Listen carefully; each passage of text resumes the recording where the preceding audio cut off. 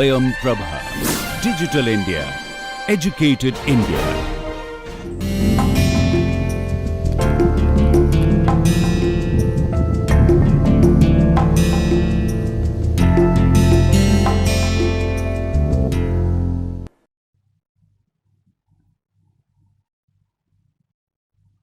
So now we have this as our assumption. Okay, so from this we got this as the assumption. So under this assumption, we now show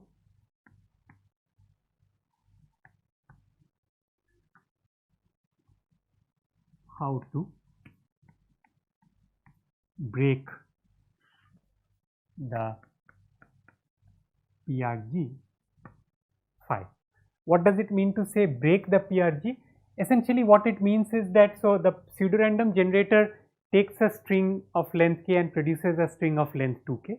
So basically if I am given a string of length 2k, I have to decide whether it is coming from a truly random distribution or it is coming from this distribution.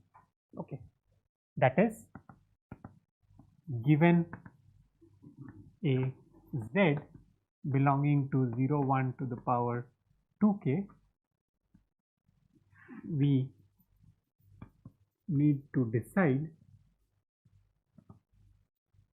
if z is of the form, if z is a random string of length 2k, or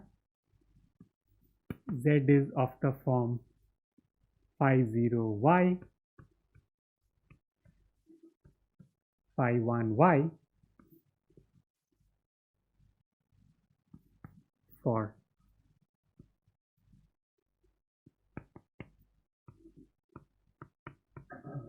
a y, a random y of length k. So we have to distinguish between these two choices. Okay. So how do we distinguish?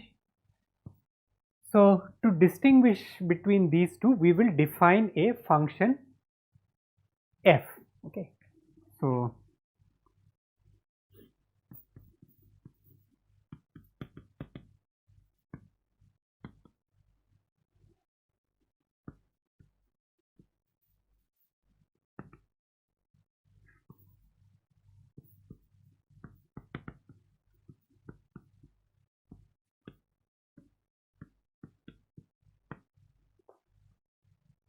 we define a function as follows.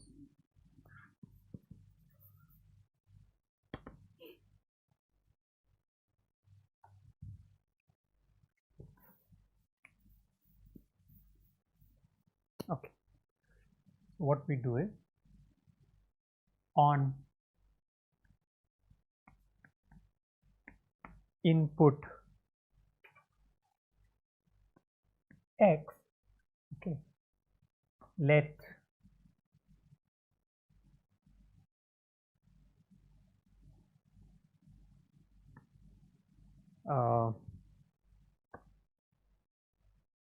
tau be the maximal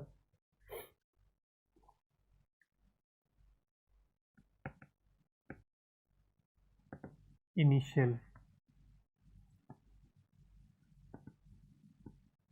segment of x. Okay, so I look at the tree ti and well, whatever x is going, let tau be the maximal initial segment of x.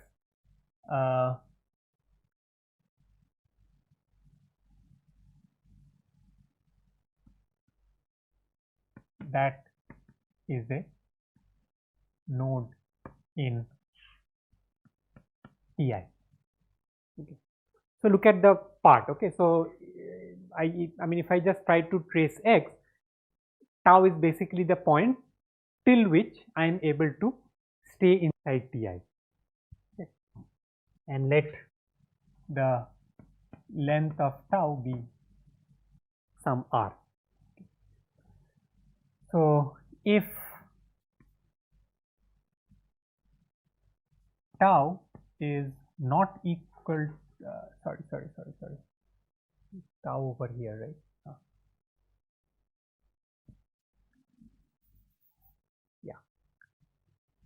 So if tau is not equal to sigma, that is, well, it went off, it branched off from here, the path leading to sigma at some point, then I will define f of x to be phi xn composed with phi x r plus 1 of y. So just one point over here that I want to emphasize is that the choice of this y actually depends on the node of the tree.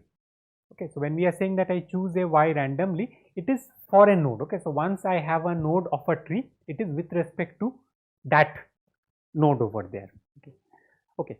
So fx is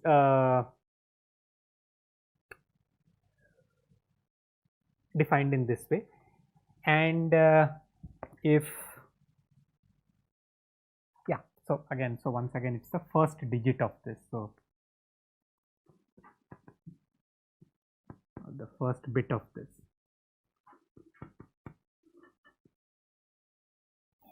string, and if tau equal to sigma, okay, so basically let's say that it went to this node and then it went ahead, then what we do is that fx is equal to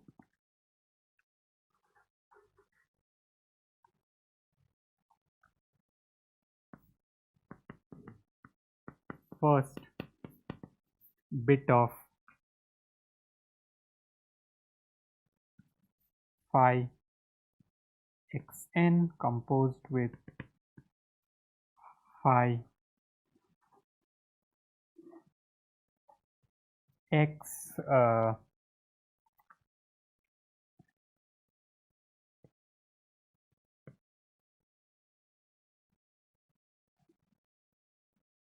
r plus 2. So basically I go one more level down over here, and now I take the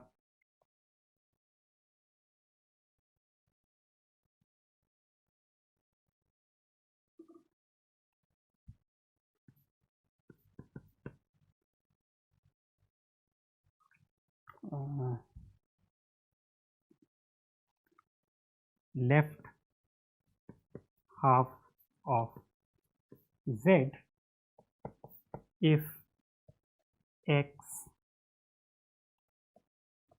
r plus 1 is equal to 0, and it is equal to the first bit of phi xn,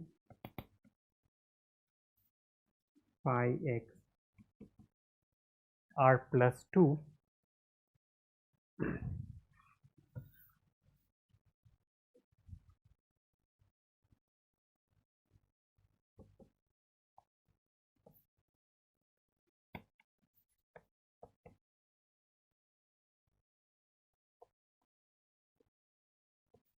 right half of z if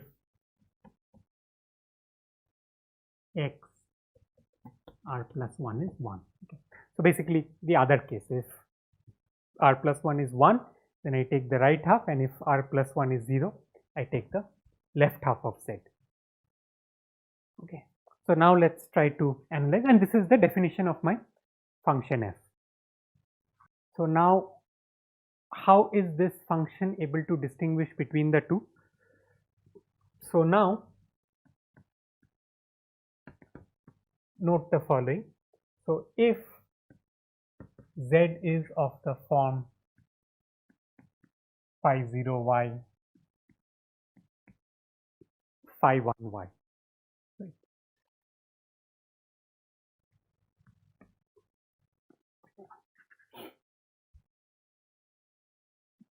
Then what is f?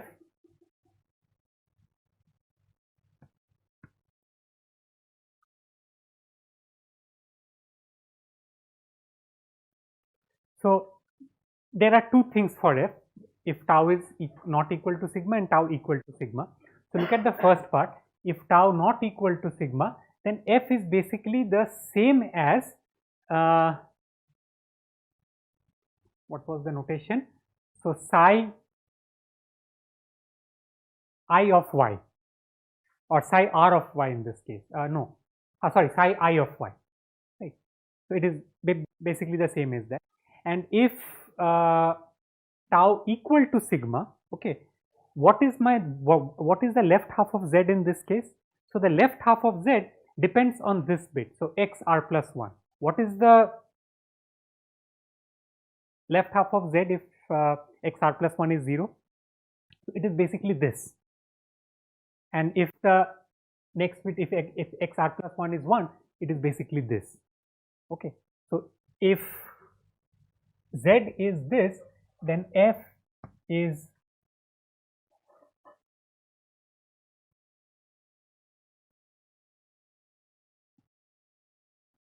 essentially drawn from the distribution psi I of y. Okay. So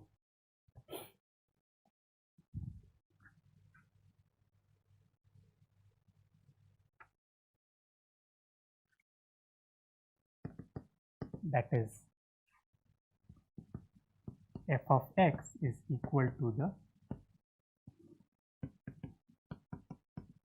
first bit of phi xn up to phi r plus 1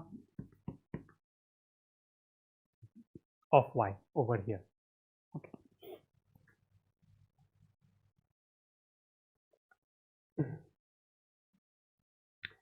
Now if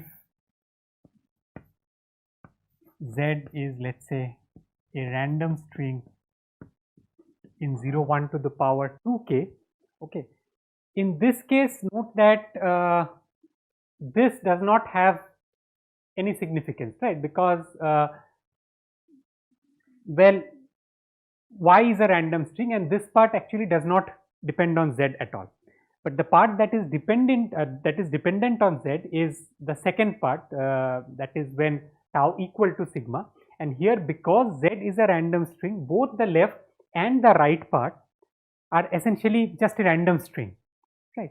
So therefore, this is basically going up to tau r plus 2. Okay, so if you the tree got erased over there, but essentially this is corresponding to the tree ti plus 1, the distribution that we got from ti plus 1. Okay, so therefore, if z is a random string over here, then f is drawn from the distribution psi I plus 1 y. Okay. And well, this distribution corresponds to the tree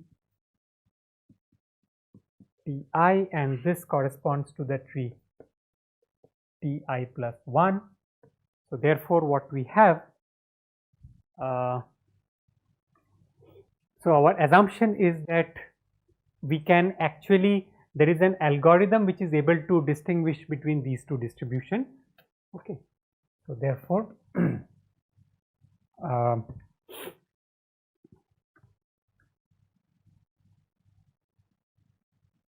we can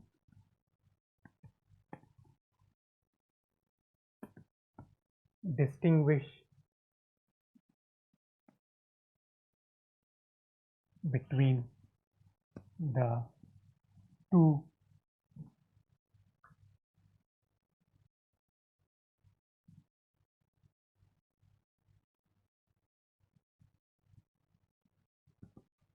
choices for z with probability at least 2 to the power minus order n by a polytime algorithm. Okay. So therefore, it means that h5 is at most 2 to the power order n, right? So this is polynomial time, and this is just 1 over m, which is 2 to the power order n. Okay. So this completes the proof of this. So essentially the idea is, I mean, the intuition here is that we are assuming that we can break a pseudo-random function generator. There is an algorithm which is able to distinguish between two functions, one a truly random function, another drawn from a specific distribution, and then using that we are able to show that if we start off with a PRG, we can able to distinguish between a string that the PRG generates versus a string that is truly random. Okay. So yeah, so this completes the proof, and also the last topic of this course.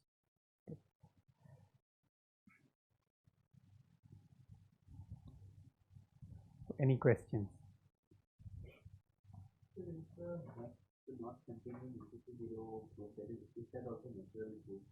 It's not a natural proof, because if that was a natural proof, yeah, it wouldn't have implied anything, but no, that's not a natural proof.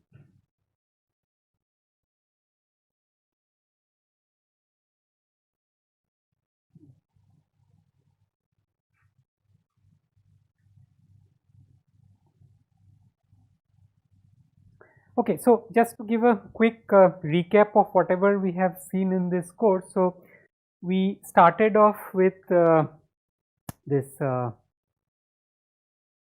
lower bounds on circuit size. So essentially we saw Shannon's lower bound, that is, there are a large number of circuits which have circuit size at least 2 to the power n by n. Then we saw Shannon-Riordan's theorem, which gives a similar type of lower bound, but a little stronger lower bound for formula size. Okay. Then we saw that well, if we look at formulas over the De Morgan basis, then by Kravchenko we get even better lower bound. We saw Nechiporok's theorem, which essentially showed that we can actually give a lower bound for a formula in terms of its sub-formula or sub-function. If I take a function, I can give a lower bound for this function in terms of the sub-function. Then we saw Subotovskaya's theorem. So Subotovskaya's theorem, once again, it gave a connection between, so suppose if I have a function and I look at a random restriction of this function, so what is the or what is the connection between a depth lower bound for the original function versus the depth lower bound for this restricted function? So that connection was given by Subotovskaya's theorem. Then what else?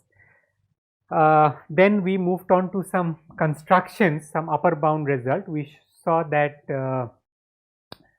what did we do next? We can give monotone, a polynomial sized monotone circuit family for majority, okay, essentially Valiant's construction. And then we moved on to various arithmetic operations. We saw that if you look at addition, we can start by very simple construction of getting a order n depth circuit, which can be improved to order log n depth circuit with n square size, and that can even be improved further to the most optimal case, that is log n depth and linear size. Okay. Then we saw for division, we saw that we can get division in NC1 due to this famous result by Beam, Cook and Hoover. What else? So after that,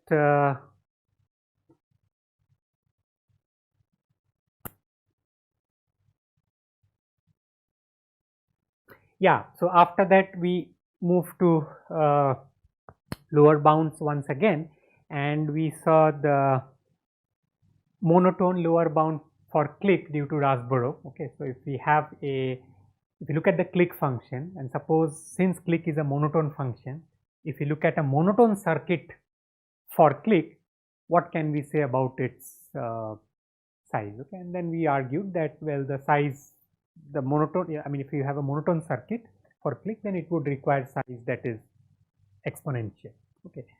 Then we saw Rasborov-Smolensky's result for lower bounds on mod k function. Okay, so for any mod k, if you want to have ACC0 Q circuit, okay, where Q is some other prime and K is, let's say, some prime, then it requires not just super polynomial, but in fact exponential size. That is one way of showing that parity is not in AC0. And then we saw Hastad's result, which is another way of showing parity is not in AC0 by using the switching lemma. So Rasborov-Smolensky was based on this polynomial approximation of AC0 circuits, or polynomial approximation of gates essentially, which led to approximation of the circuit.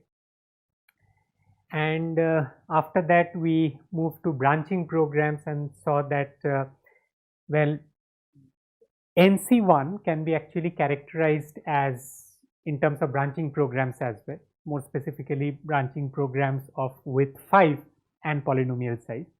And if we come down to width 3, then that corresponds to a very specific family of circuits, namely this what was it, mod 3 composed with mod 2 circuits. Okay, just depth 2 circuits that have a mod 3 gate at the top followed by mod 2 and then inputs below it. We also saw connection between communication complexity of a function and the circuit size of that function. So what does it mean to say that, I mean, how can I get a lower bound for a function if I know its communication complexity and vice versa? And finally, we saw that, well, these various lower bound techniques for proving lower bounds for circuits essentially do not suffice if we want to separate NP from P/poly, okay, which is kind of the holy grail of circuit complexity, to show that if I take an NP complete problem, I cannot do it, I cannot compute it using poly-size circuit. So all these various results kind of led researchers to believe that probably we can separate NP from P/poly, if not NP from P. But this natural proof barrier due to Rasborov and Rudic kind of showed that any natural proof will most likely not work. Okay. So that is a very brief overview of what we have done.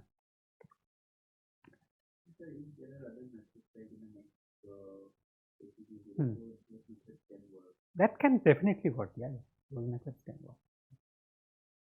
But the point was that at that point in that 1980s, early 90s, all the circuit lower bounds that were there were actually exploiting this natural proof. Okay, so essentially it showed that if you take a function, you take a hard function, then that function satisfies a certain property, but any function that is computable by that class does not satisfy that property. Therefore, that function is not in that class. That was essentially the idea of showing lower bound.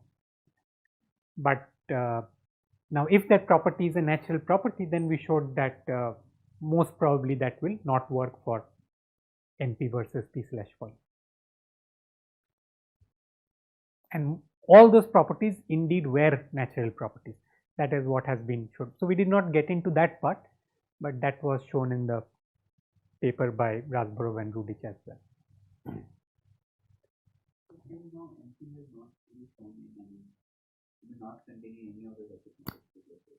I mean, in none of the non-trivial classes. Well, you can argue it is not in AC0. Parity is not in AC0, but nothing non-trivial. Not even in ACC0. You can't even say that if you take a function from NP, it cannot be solved by a bounded depth circuit which has arbitrary mod gates.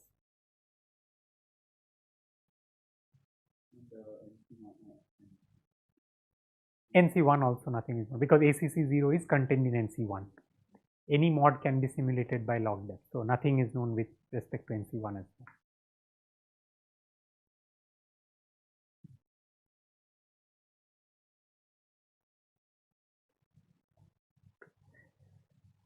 Okay. Okay. So we'll stop here.